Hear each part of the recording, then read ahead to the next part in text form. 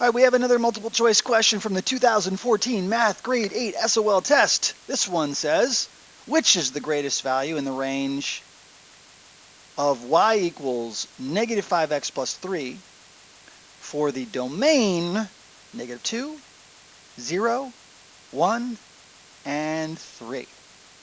So they're asking find the greatest, find the greatest range value using these domain values. Domain values are the x values, and we're looking for the greatest y value. So essentially what we're going to do is we're going to take each of these domain values and we're going to plug them in for x and find out which one produces the biggest y value. So let's go ahead and start out with the domain value negative 2. So instead of having y equals negative 5x, we're going to have y equals negative 5 times negative 2. And then, of course, we still have plus 3. Well, y equals the product of these two numbers, which is 10 plus 3.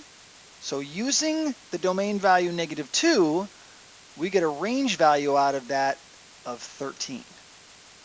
So far, that's the leading contender. That's the only one we've used so far, though. All right, so let's test the domain value 0. Let's take our equation, y equals negative 5x plus 3, though, but instead of having the x, we will replace it with a 0. And, of course, we still have the plus 3. So y equals the product of these two, which is 0 plus 3. And this one, y equals 3. So the domain value 3, or the answer 3, is certainly not bigger than 13. We're looking for the greatest range value using these four domain values. All right, let's try the next one. Let's plug a 1 into our equation. Instead of y equals negative 5x, we'll have y equals negative 5 times 1, of course, plus the 3. The product of these two gives us negative 5 plus 3, and then when you join those two together, by addition, you get a negative 2. Clearly, negative 2 is not bigger than 3 or 13. It's not even an answer on here. So we can kind of cross out that option. And then let's go to the last one, 3. So we'll plug a 3 in for the x.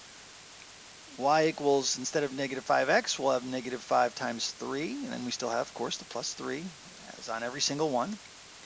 When we multiply these two together, we get negative 15 added to 3. And the y this time, when our domain is 3, gives us a grand total of negative 12. Clearly, negative 12 is less than 13, so it looks like negative 13 is the greatest range value when we use this set of domain values. Actually, the negative 2 gave us that 13.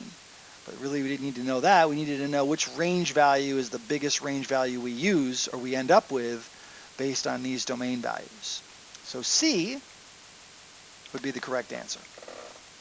All right, problems like this, lots of opportunities for careless arithmetic.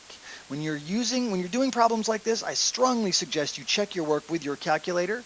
Be careful when you're multiplying positive and negative numbers. Be careful when you are adding positive and negative numbers, that you get a reasonable answer. All right.